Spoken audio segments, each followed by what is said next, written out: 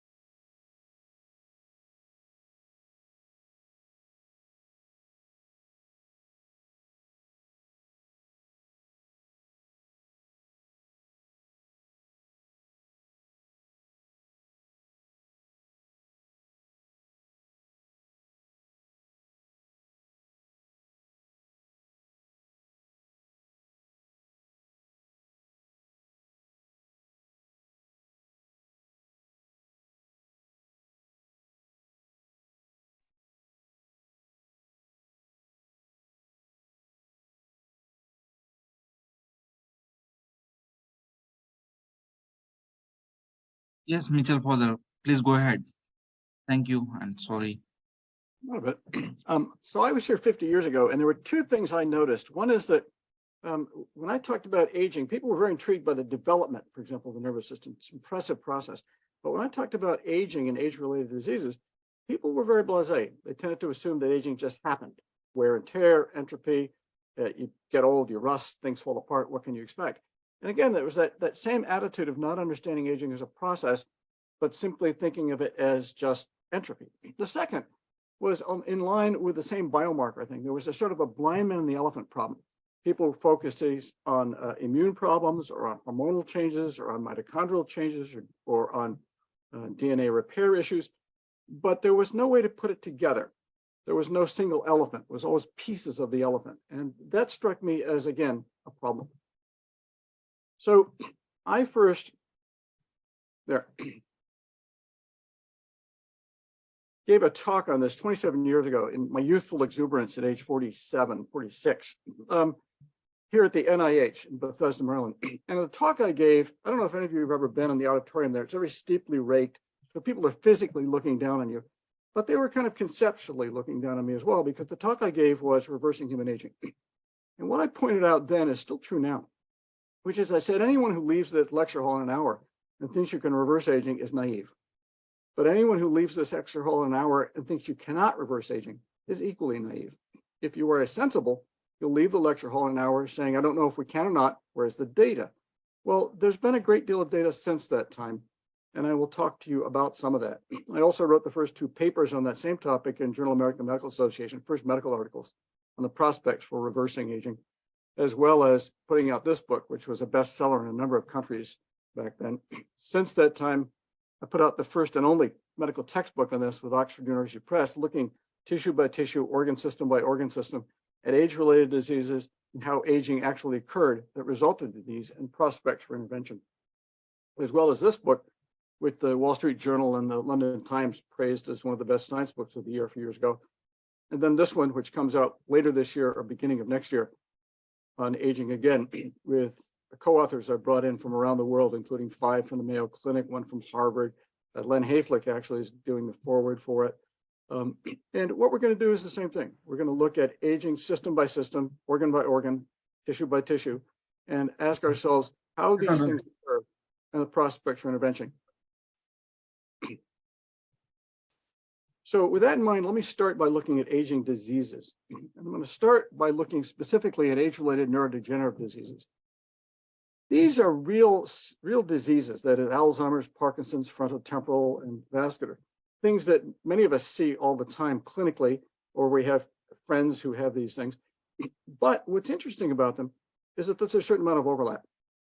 That is, some of my patients with Alzheimer's also have motor deficits, more typical of Parkinson's. Some of my friends or patients with Parkinson's have cognitive problems, more typical of Alzheimer's. Most patients, many patients at autopsy, we found to have vascular aspects of this. So the reality is that while each of these diseases is all too real, there's a certain amount of overlap and atypicality sometimes. In fact, that's even more true when we look at the whole alphabetic litany of different diseases for neurodegenerative diseases. And in fact, not only are there atypical and mixed cases, but there are in fact global conferences now on atypical dementias and mixed dementias. So this is a very real phenomenon. And it has prompted a lot of us in the field over the past decade or so to begin to suspect that this sort of thing is going on. There is a central fundamental process, and that the reason that we end up with different downstream clinical outcomes, Alzheimer's versus Parkinson's, some fast, some slow, some early age, some younger age, is that we start at different places, genetically, epigenetically, in terms of behavioral and medical histories, but that the underlying stage in which these play out has to do with cellular aging. And the result of that was that the Alzheimer's Association asked me to write this paper, actually helped organize a conference on animal models.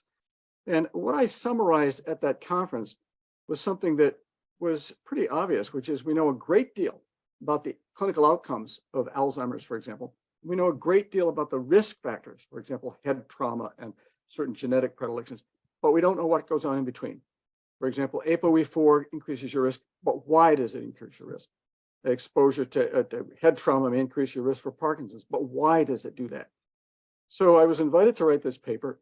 It had more than 8 reviewers, all positive, and it got 1,000 reprint requests and invitations to speak at conferences like this. But the important thing was that not only does the paper sort of put that together and describe why upstream risk factors cause downstream outcomes, but it offers up a novel and feasible point of intervention that we're going to take to clinical testing. I'd like to point out that the problem we have with Alzheimer's, for example, is not a lack of funding. The NIH budget last year was in excess of $3.5 billion in the US alone. Biogen spent more than $1 billion on anakinumab, never mind lecanemab and donanemab. And the Alzheimer's Drug Discovery Foundation in April got another $200 million. And these are just examples. Worldwide, there's an enormous amount of money going into Alzheimer's with very little effect. Likewise, it's not a lack of knowledge. The last time I checked a couple of days ago on Google Scholar, there were more than 2.5 million articles on Alzheimer's. If we look at interventional studies alone, there were more than 2,500 clinical trials, interventional trials on Alzheimer's.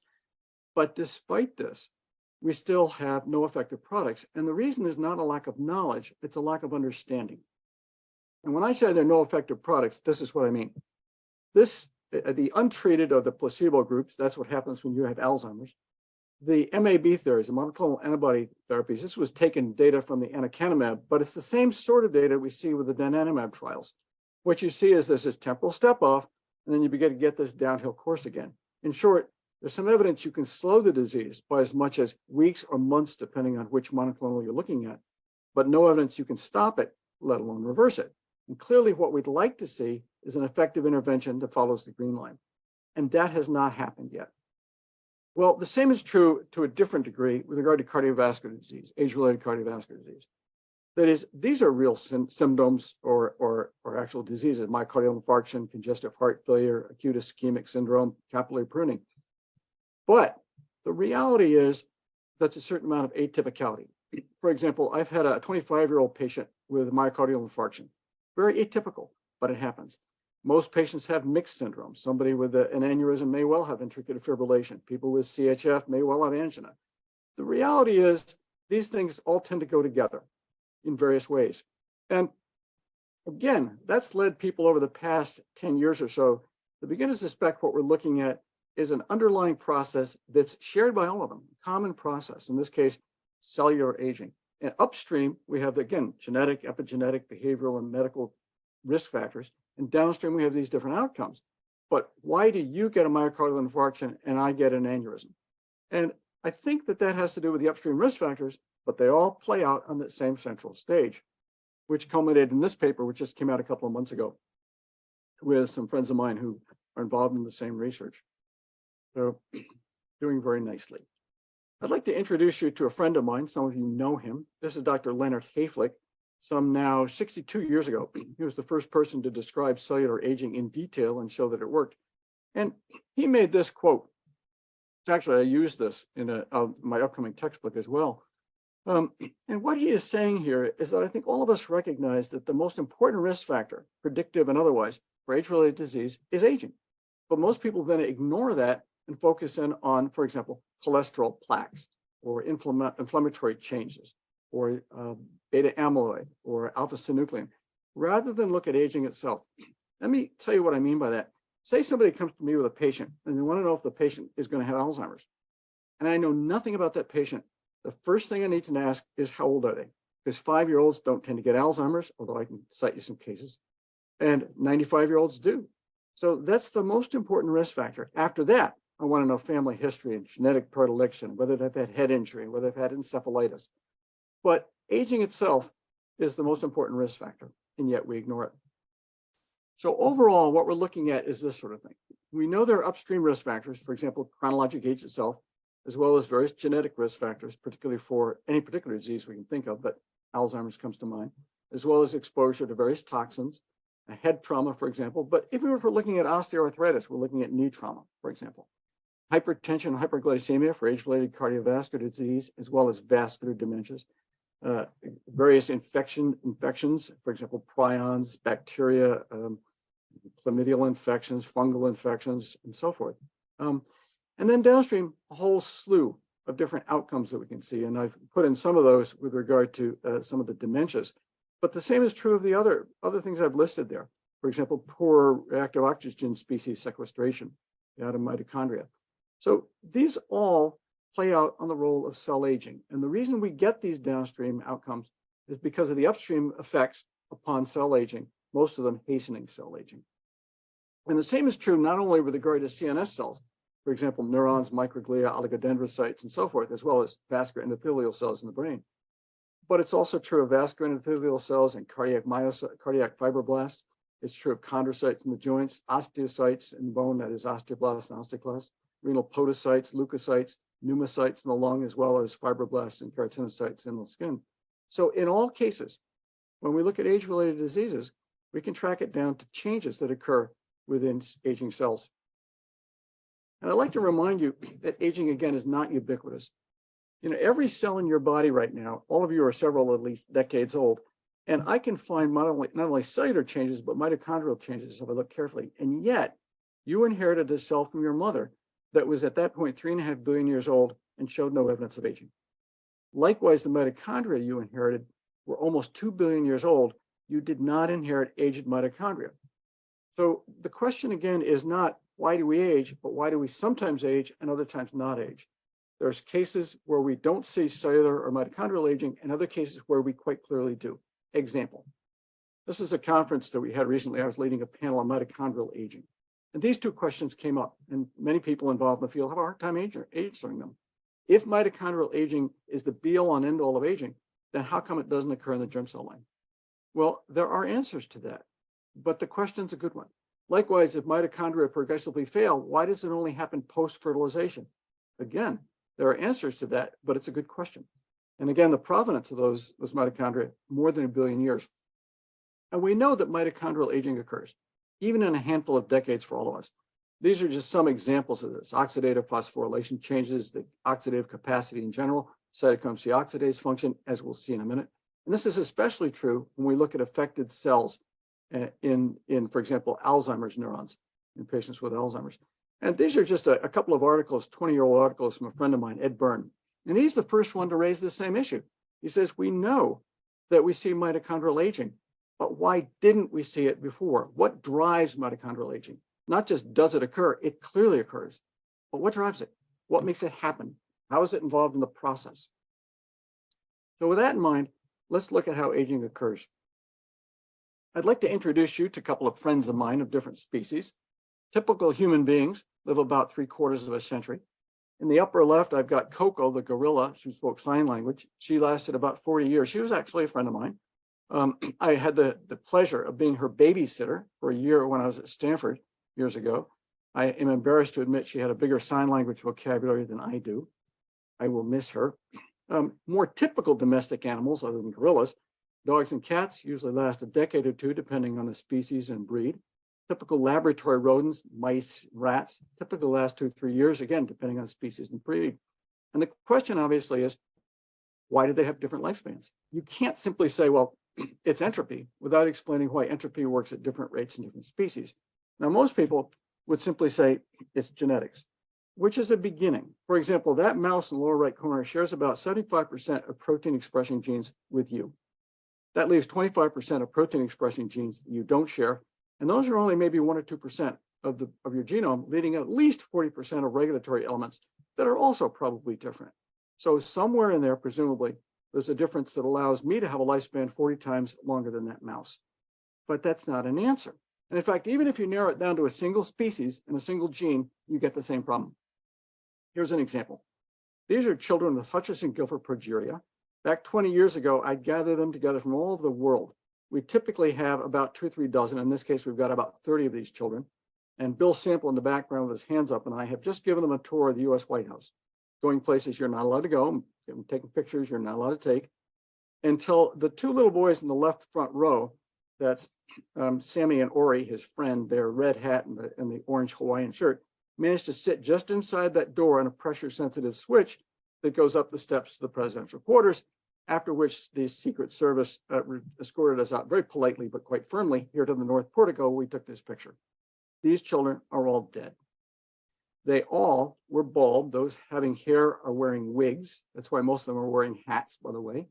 They tend to have osteoarthritis, osteoporosis, thin skin, prominent veins, poor healing, and they die overwhelmingly of age-related cardiovascular disease.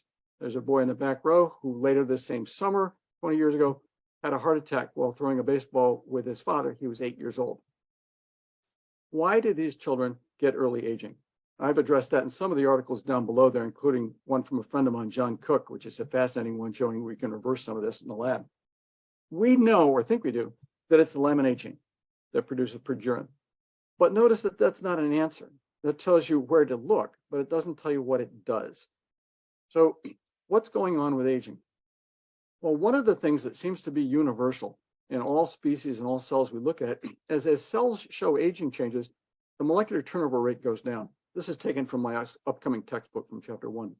And what you see is that in young cells, the turnaround is very fast for any molecular pool, proteins, lipids, whatever you're looking at. And as a result, there's very little accrued damage. Whereas in older cells, as the turnover rate slows and damage occurs, it's not picked up and recycled as fast. So you get an increasing rate of molecular damage. So dysfunctional molecules, dysfunctional cells, dysfunctional organelles, dysfunctional cells, dysfunctional tissues. And in fact, you can look at that specifically. Here's an example from the central nervous system looking at microglial turnover of beta amyloid. And what you find is that young microglia, young human microglia, turn it over very quickly. But as you get older, the rate of turnover slows down until you begin to get these beta amyloid microaggregates that you can see on autopsy. And you might ask, what about the difference genetically? Does it make a difference? And it sure does. For example, if you're lucky and you've got two ApoE2 alleles, you tend to make a non-sticky form of amyloid. And the result is that even as you get older, you tend not to accumulate much in the way of microaggregates. So some of these patients who are biallelic may be 100 years old with no evidence of dementias. On the other hand, if you're less lucky and you're biallelic for ApoE4, what you find is that you tend to make a sticky form of amyloid. And the result is these patients tend to show microaggregates even in their 20s and 30s, and sometimes have clinically demonstrated Alzheimer's in their 40s and 50s. And so what's going on is that they have a genetic risk factor, but it's playing out on the stage of this slowing of molecular turnover in cell aging, in this case in the microglia.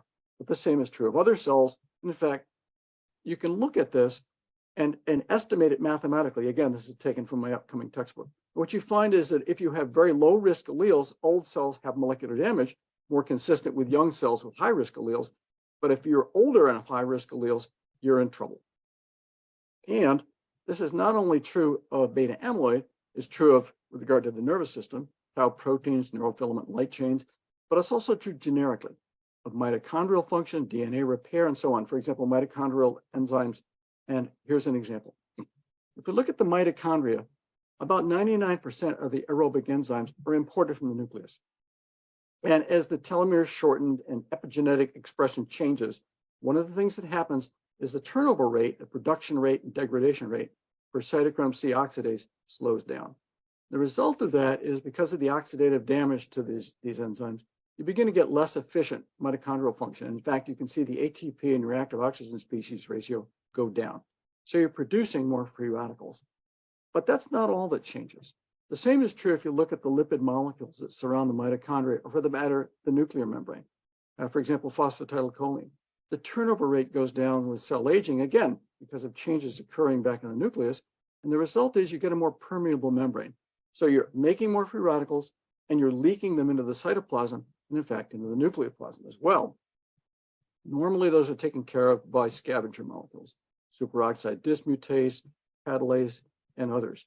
But also these are being turned down in terms of the rate of recycling. And the result of that is, again, you're making more free radicals, you're leaking them into the cytoplasm, and you're not capturing them. And when they cause damage to proteins, for example, myoglobin, any protein or lipid you want to name, those are being turned over more slowly too. So for at least 4 separate reasons, you're getting this increased mitochondrial dysfunction and increased cellular dysfunction as a result, ultimately, of changes back in the nucleus that have enormous effects on the ability of mitochondria to function. And as I say, these are also leaking into the nucleus. So in the past now 26 minutes since I've been talking, almost every cell in your body has had some DNA base damage. And normally this is taken care of almost flawlessly and almost instantly. But as you get older, it slows down. And if you look at the four major families of DNA repair enzymes, detection, excision, replacement, ligation, each of those independently is showing slowing in the rate of turnover. And the result is, because they're independent for slowing processes, you have an exponential increase in your rate of mutagenesis and cancer. And by the way, this is not related to age per se, it's related to lifespan. So whether you're a 2-year-old mouse or an 80-year-old human, you still see this exponential increase in the rate of cancer. It's not the time, it's the changes in cell function that cause it. So you might actually say that while most childhood cancers are caused by genetic errors, most of the adult cancers we see are not caused by so much exposure to carcinogens as your inability to repair the damage from those carcinogens. And that, as I say, gets worse with age. So overall, what you're looking at is a process like this. You are losing cells all the time. I'm losing in my skin as I move my fingers. I'm losing in my GI tract, my liver, many other parts of my body at various rates. And every time I lose a cell, the remaining cells divide to replace missing cells. Telomere shortening occurs, which causes wholesale epigenetic changes in thousands of genes. And as a result, we see molecular turnover slowing, which causes these organelle changes, for example, in mitochondria, which causes molecular dysfunction to increase, which causes cellular dysfunction to increase, which results in clinical diseases that we see as age-related diseases at the tissue and organ levels. A couple of caveats about all this. First, I'd like to point out that telomere length is unimportant. It's not telomere length, it's the change in telomere length that matters. So, for example, you can actually predict ahead of time the lifespan of almost any species, not by looking at telomere length, which is irrelevant, but by looking at the rate of change in telomere length. It reminds me of some misconceptions of paper that just came out in the New England Journal of Medicine last week that the New York Times picked up on. And some of the articles that reference this are down on the bottom, including the editorial that Kurt Whittemore and I just did from Harvard. But I give you an example of this. Mice, there are varieties of mice that at fertilization have telomeres 10 times longer than mine, and yet they have a lifespan, again, 40 times shorter than mine. It is not a matter of telomere length, it's a matter of the change in telomere length, and more importantly, the changes those create in terms of patterns of gene expression. Second caveat is that most of the literature on telomeres is irrelevant. Many articles don't even list what they're measuring for telomeres. Those that do, almost without exception, more than 99% of the articles in the literature look at leukocyte, peripheral circulating leukocytes, which are easy to measure. Most of us don't mind actually having a blood draw, but they're not relevant. If I want to know whether you've got Alzheimer's, what I'd like to know is what's going on in your microglia and your neurons, not in your leukocytes. If I want to know what's going on with regard to cardiovascular disease, I want to look at the vascular endothelial cells in your coronary arteries and your aorta, for example, not at your leukocytes. Likewise, chondrocytes, likewise, osteocytes, likewise, renal podocytes, likewise, pneumocytes. Leukocytes are useful if what you're trying to measure is immune senescence. But to use leukocytes, peripheral leukocytes, which are easy to measure because none of us want to give a coronary biopsy sample or a brain biopsy sample. If you want to look at leukocytes, then you should not be inferring other diseases any more than I would infer the presence of osteoarthritis on the basis of graying of the hair. There's a correlation. The older you get, the more gray hair, the more likely osteoarthritis, but it's a poor way to make a diagnosis. The same is true of the literature. It is replete. And it's an article that I put out about 10 years ago, another just came out last year. It is replete with this sort of silly nonsense where the data is good, but the implications and the conclusions are entirely unjustified. So watch the literature. Another one is this. There's a lot of confusion about terms. Sometimes when people talk about cellular aging or cell senescence, they're talking about replicative senescence, that is, terminal events that occur. Sometimes they're talking about the entire gradual process, because cellular aging is a process that begins at fertilization and doesn't end up until you're dead. But when people talk about cell senescence, it's not clear whether they're talking about the gradual changes that occur as cells divide over a lifetime or the replicative senescence, which is the terminal endpoint. It matters. Now let me talk about reversing the process. What are the prospects for doing something about all this? There are a number of places that we have tried to intervene medically over the past several thousand years and more recently in many technical ways. For example, we certainly try to lower the risk of exposure to toxins, radiation exposure, for example, ultraviolet exposure and skin aging, history of trauma, obviously, and dietary factors, either a poor diet or too much or too little diet. All of those are worth getting at, and they certainly have an effect on health, but none of those things actually stops or reverses aging.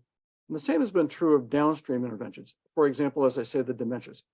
We can actually go in and try to remove beta amyloid, but there's no evidence that actually stops or reverses the disease.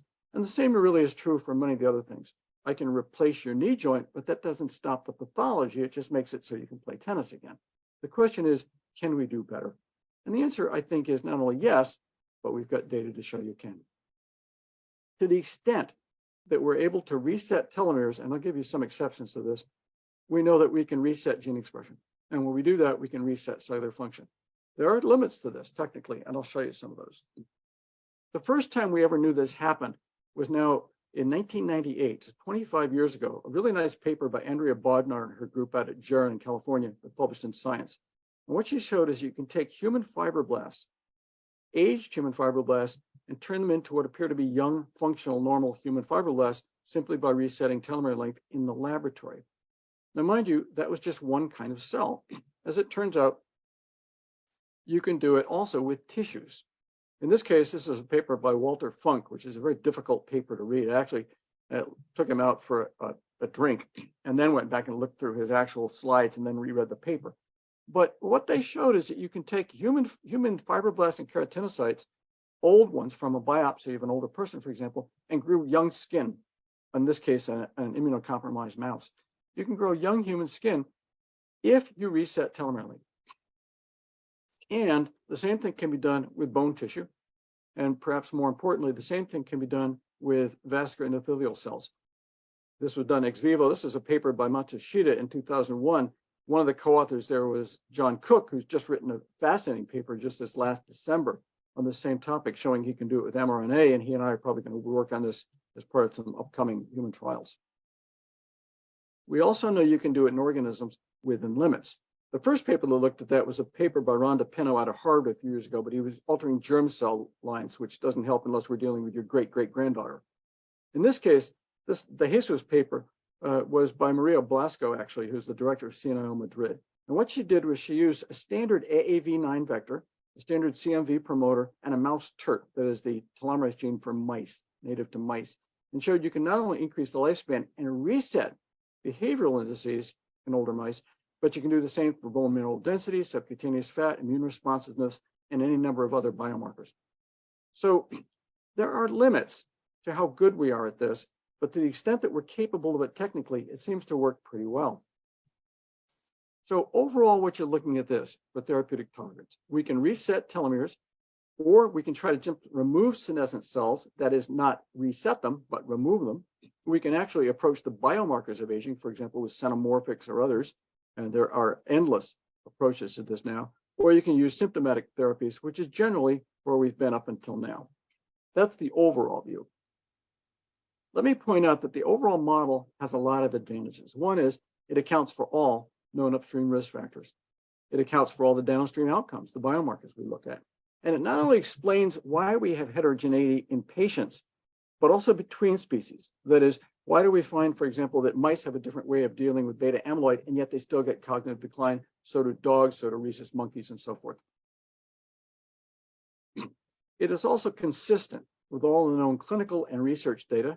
It explains the mitochondrial changes and accounts for them very nicely. And it's proven predictably valid. That is, ahead of time, this model predicted the outcome for the anakinumab trials, the donanemab trials, the lecanemab trials, and other interventions, some of which didn't work at all. But it predicts that. More importantly, though, it offers us a novel target. It's proven to be effective in vitro, in vivo, and ex vivo, and it's a feasible technique. It's one that has already been, for example, gone through the FDA dealing with spinal muscular atrophy in the classic Zolgensma studies. And in fact, we can improve on that. But the technique is something we've got our hands on now. So let me close by asking two key questions. The first is, can we actually reverse cell and tissue aging? And the answer is yes. That's been done intermittently and to varying extents over the past 20 years. This is not new.